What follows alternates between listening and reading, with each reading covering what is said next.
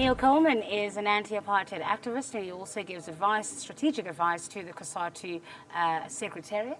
It's your turn. Thanks. Thank you, Siki. Just firstly to acknowledge the Vice-Chancellor of WITS, Prof. Habib, the head of the School of Governance, Prof. Mkhale, the CEO of the Oliver and Adelaide Tambo Foundation, Mr. Msamang, and the Cosatu General Secretary, Zwelinzima Vavi, I believe is somewhere here, maybe in the overflow room, and he's there, and fellow panelists and program director.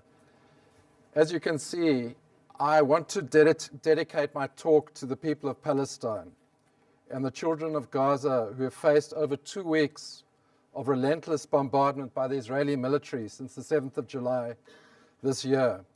We must never forget that our fight for justice in South Africa was in essence no different from that being fought by the Palestinian people. It is also important to acknowledge that however vicious the apartheid regime was, the level of violence being unleashed by the Israeli regime against unarmed civilians exceeds the terror which the apartheid state used to try and break our people's spirit of resistance.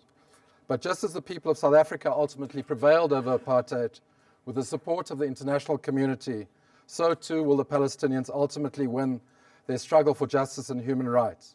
No matter how uncomfortable it may be for some of us, I urge all of us to find out what is going on in Gaza and act according to your conscience. I just wanted to say that, Siki.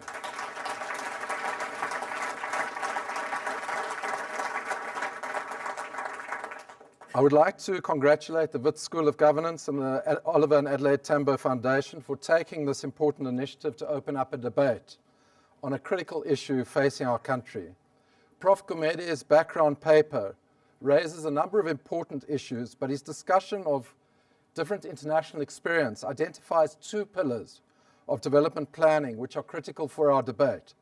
Firstly, that development plans around the world have been most successful where they have broad legitimacy and support.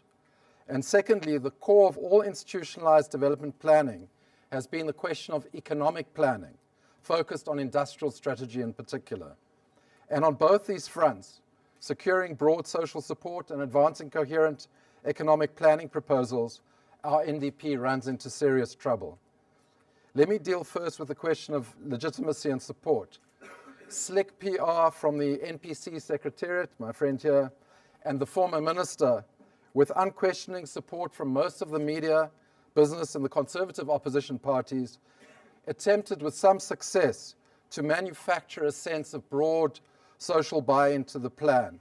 They carefully avoided ventilating the most controversial elements of the plan and steered clear of real engagement with key constituencies such as organized labor. Many of the most controversial elements of the plan were carefully buried in the massive 484-page document. By the ANC's Mangaung conference in 2012, the vast majority of leaders, let alone delegates, had not read the document. I know I was there. What they thought they were endorsing was motherhood and apple pie, although even that was done with many reservations and question marks. Cosatu recognized that the plan was a mixed bag, and we didn't reject it in its totality. But for a trade union federation, the critical issue was what its economic and labor market proposals were, and this is what we focused on. By the time Cosatu produced its detailed critique of the NDP's economic proposals in February 2013, many had begun to wake up to the fact that the NDP contained deeply problematic, incoherent, and unimplementable proposals. In fact, Jeremy Cronin, in a debate last year, stated that the NDP was incapable of implementation, very relevant to our debate today. It soon became apparent that far from the claim that the NDP was the product of deep and widespread consultation, critical elements of it were highly controversial and unacceptable to key constituencies. It even became apparent that there was significant unhappiness amongst a number of commissioners themselves with important elements of the plan. Unlike many commissions in the past, there actually was no final sign-off on the plan. We can expect that this will be denied, but that was the case. In any event, it soon became clear that not only did the plan not represent a broad social consensus, but that serious and substantial opposition was emerging from different quarters in society. These included progressive economists, a range of university intellectuals from different traditions, gender and youth activists, civil society activists, the South African Communist Party, and of course Cosatu and its affiliates who also raised a number of sectoral concerns, as well as some of the political opposition. Concerns were also being raised by important actors in the ANC and government. This culminated in a landmark resolution of the Alliance Economic Summit in September last year when it was agreed that concerns being raised were legitimate and that the NDP needed to be realigned to address these concerns. I come back to this issue later. Even if opposition had only come from Cosatu, I argue that this would have been fatal for the success of the NDP, for the reason that Adam has already ventilated. There's no question that the NDP can be implemented without the support of organized workers when it is this constituency more than any other, except perhaps big business, who are vital for taking such a plan forward. Which brings me to the second issue of the economy, which Prof. Comedy raises. As with other development plans, the core of the NDP rests on its economic proposals. Or as Bill Clinton put it in the US presidential elections, it's about the economy, stupid.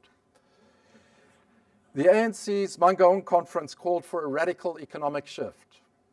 But the NDP reflects economic contestation in society and the state and the persistence of economic power relations embedded in key social institutions from the past. What does a call for a radical economic shift mean? Some journalists were trying to decode this, and one said, it just means we do the same thing faster. But it means getting to the root of structural problems in the economy. That's what radical means, getting to the root and systematically addressing them. The NDP fails abysmally to do this, we argue. While we have recognized that there are elements of the plan which are positive, our view is that ultimately the economy impacts on all dimensions of the plan. For example, our macroeconomic policy impacts profoundly on the national health insurance and on indeed every facet of the NDP. Industrial policy is linked to regional development. Competition policy is linked to agriculture. The role of the state is directly linked to employment policy. The NDP, especially in relation to its economic and labor market analysis and proposals, not only fails to advance a radical economic shift, but also actually threatens to reverse certain progressive advances made by the ANC and government over the last few years.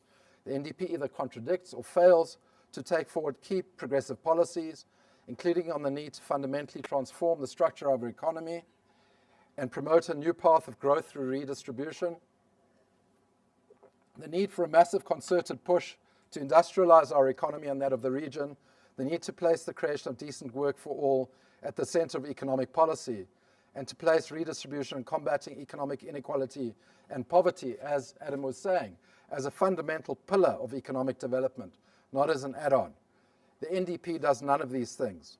Because of the limited time, I can't go into our detailed critique of the economic proposals, but the organizers have undertaken to distribute a summary of our presentation on this issue.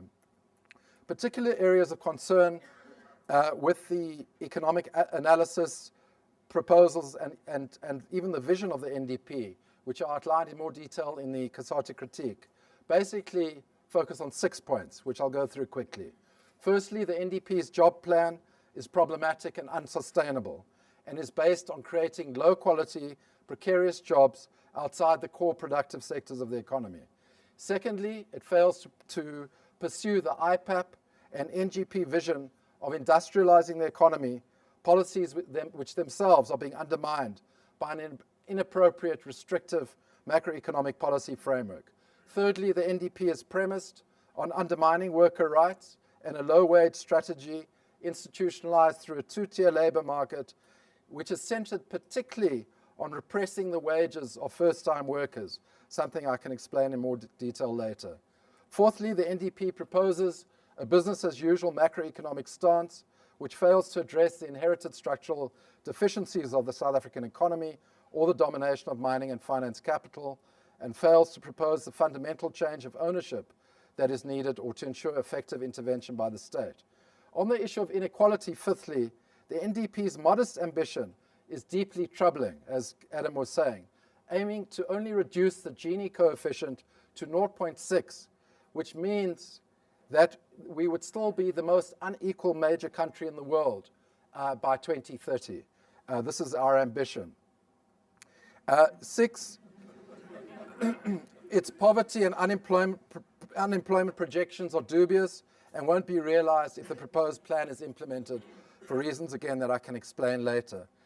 These defects in the NDP are of huge concern because no national development plan can succeed without an appropriate economic strategy, which must form the core and the base on which any plan rests. But our opposition to the NDP economic proposals isn't in the first instance ideological, as some claim, but grounded in solid, coherent analysis of our realities, as well as proposals for alternatives. Indeed, we would argue that much of the NDP's economic proposals are themselves ideologically driven rather than evidence-based. In fact, our analysis points out numerous errors and basic inconsistencies in the NDP. The NDP's economic proposals represent entrenched economic interests and attempt to consolidate existing power relations. To this day, no one has rebutted Cosatu's critique of the NDP. On the contrary, it has been widely used and referred to. Even the Business Day described the critique as devastating. Some proposals of the NDP are positive, such as the notion of a decent standard of living, which Kolakani referred to. However, the success of these positive elements hinge on the appropriate economic strategy being adopted. For example, proposals to improve the public sector and social delivery will not be able to succeed if the economics of the plan denies the state the resources to implement these effectively. Despite claims of extensive consultation, as I've indicated, we believe there was inadequate discussion, particularly of proposals inconsistent with government, ANC and alliance policies. We believe consultation was selective and superficial, and there's been no serious engagement with the labour movement on our issues of fundamental concern. Those expecting that Cosatu was too divided to take a unified position on the NDP were shocked to discover that this is one thing that our affiliates were united on. And the CC took a resolution on this matter by consensus. There should be no holy cows. It was simple for the ANC to take a decision to redraft the international chapter of the NDP because it didn't advance the ANC strategic vision. The same should be true of the economic chapter. But of course, we realize that the stakes are much higher. The proposal for a social accord in the NDP is based not only on wage moderation, but actually on wage repression, reducing the level of existing wages, through in particular reducing the level of first-time youth entry-level wages, going against the clear observation by Prof. Habib in his book that any proposal for a low-growth strategy through a social accord is a non-starter, to quote him. Those in Treasury and other drafters of Chapter 3 need a serious reality check on their idea that we have, quote, high entry-level wages. They need to look at the most recent statistics from Stats SA, which show that the majority of South African workers earn poverty wages, earning less than 3,500 Rand a month. That is the median level below which the majority of people earn, which is less than the minimum living level of approximately 4,500 Rand a month. Socially, it is a disaster to propose this wage repression. It will cause further chaos in the labour market, and economically, it does the opposite of what is needed. If we look at the Brazilian experience, which Prof. Habib referred to, that was based on promoting effective demand, on raising production for the domestic economy, etc. So at least in relation to the economic elements of the plan, it is back to the drawing board. So what is the solution? We believe that last year's alliance agreement provides a way forward. It begins by supporting the need for a national plan. We support the need for a national plan. In fact, the alliance pioneered the idea. The alliance agreed to take forward implementation of those elements of the NDP where there are issues of, where there are areas of agreement. For example, on the public service charter.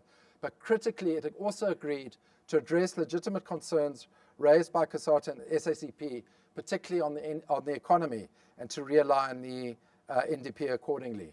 In conclusion, we believe that the NDP's vision of an agreement around which social partners can cohere cannot be taken forward unless the structural fault lines in our society are addressed, and indeed, unless there is the radical economic shift which the ANC has talked about. Thank you.